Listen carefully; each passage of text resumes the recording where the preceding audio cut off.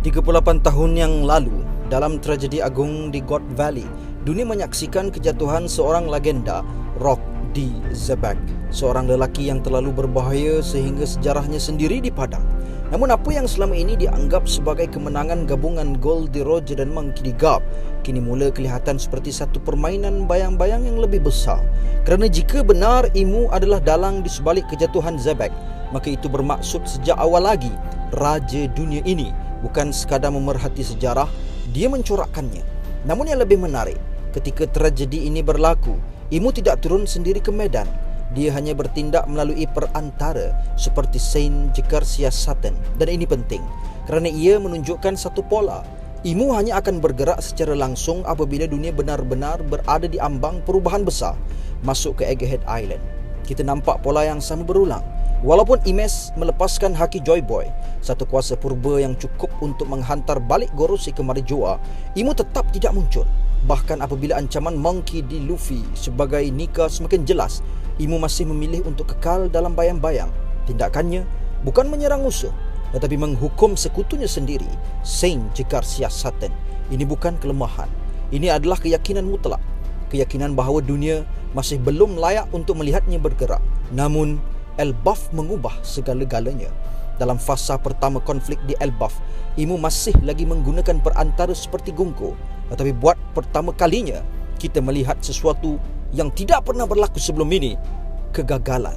Imu gagal mengawal situasi sepenuhnya. Dia gagal menundukkan Nika. Dia gagal mengatasi faktor luar jangka seperti Loki sebagai Nidhogg. Dan dalam dunia One Piece, kegagalan terhadap entiti seperti Imu bukan sekadar kesilapan. Ia adalah ancaman terhadap sistem yang telah dia bina selama ratusan tahun. Itulah sebabnya keputusan yang diambil selepas itu sangat besar. Imu kembali ke Marijoa bukan untuk berunduk, tetapi untuk membuat keputusan paling penting dalam sejarahnya, turun sendiri ke medan perang. Walaupun Gorosei menghalangnya dengan mengatakan lebih baik mereka turun ke Elbaf atau menghantar Admiral ke Elbaf, Imu langsung tidak menghiraukan akan hal itu.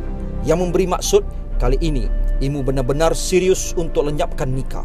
Kemunculan sebenar Saint Nerona Imu di Elbaf bukan sekadar reveal satu karakter yang baru, tapi ia adalah simbol bahawa era bayang-bayang telah berakhir.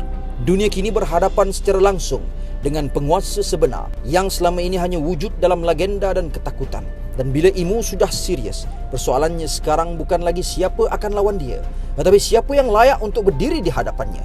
Di sinilah nama Monkey D. Dragon mula membawa makna yang jauh lebih besar. Sejak diperkenalkan di Lockdown, Dragon sentiasa berada dalam posisi yang unik. Dia bukan sekadar watak misteri, tetapi simbol kepada pemberontakan terhadap takdir dunia. Sebagai ketua Revolutionary Army, setiap langkahnya bukan tindakan spontan, tetapi gerakan strategik yang dirancang bertahun-tahun. Ini membuktikan apabila dia melancarkan serangan ke atas Marijoa, operasi itu bukan sekadar serangan fizikal. Ia adalah serangan psikologi dan sistematik. Dengan membakar bekalan makanan Celestial Dragon, membebaskan hamba seperti Bartholomew Kuma, menggoncang simbol kekuasaan, Dragon sebenarnya sedang melemahkan asas dunia lama dari dalam. Dan seperti yang pernah ditegaskan oleh Emporio Ivankov, revolusi Dragon bukan revolusi emosi, tetapi revolusi strategi. Namun sekarang, semua strategi itu telah membawa kepada satu titik. Dragon sendiri pernah menyatakan bahawa ancaman sebenar bukan sekadar Celestial Dragon, tetapi Holy Knights. Tetapi jika Holy Knight pun sudah mula ditewaskan di Elbaf dan Imu sendiri telah turun ke medan, maka satu hakikat tidak dapat dielakkan. Perang sebenar telah bermula. Dan ini mengubah sepenuhnya posisi Dragon. Jika sebelum ini dia boleh menunggu, kini dia tidak lagi mempunyai pilihan. Kerana kali ini yang berada di medan bukan sekadar askar, tetapi anaknya sendiri, Monkey D. Luffy. Walaupun benar Dragon tidak pernah campur tangan secara langsung sebelum ini, sama ada di Marineford, di Dressrosa, di Wano Country, di Egghead Island, tapi situasi di Elbaf ini jauh lebih berbeza. Mengapa? Kerana buat pertama kalinya, punca segala kejahatan dunia berada di satu lokasi yang sama. Imu ada di Elbaf. Dan jika objektif Dragon adalah untuk menjatuhkan world government sepenuhnya, maka ini adalah peluang yang tidak akan datang dua kali. Tambahan pula, dari sudut keseimbangan kuasa, kemunculan Imu dalam bentuk sebenar telah memecahkan segala balance yang ada. Walaupun Nika dan Nidhogg mampu menahan ancaman awal Imu sebelum ini, Kehadiran wujud sebenar Imu kali ini menjadikan situasi sekarang berat sebelah secara mutlak. Dalam naratif Oda, imbalance seperti ini jarang dibiarkan lama. Dan disinilah Dragon boleh masuk sebagai equalizer. Bukan semestinya untuk mengalahkan Imu, tetapi untuk memastikan bahawa harapan dunia yang kini terletak pada Luffy tidak dipadam sebelum waktunya.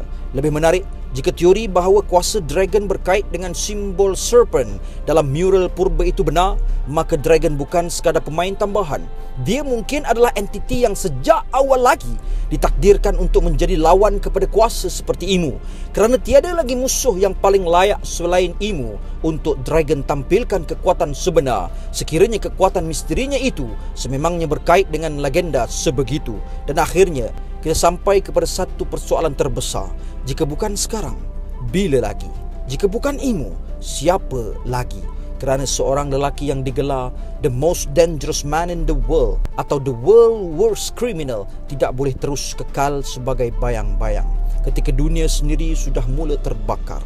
Dan mungkin di Elbaf nanti bukan sahaja kita akan menyaksikan kebangkitan Nika untuk form yang lebih matang, tetapi juga kemunculan sebenar Monkey D. Dragon yang selama ini hanya menunggu saat untuk meruntuhkan kekuasaan kerajaan dunia. So guys, what do you think berkenaan dengan teori kali ini? Please leave your thought di ruangan komen di bawah.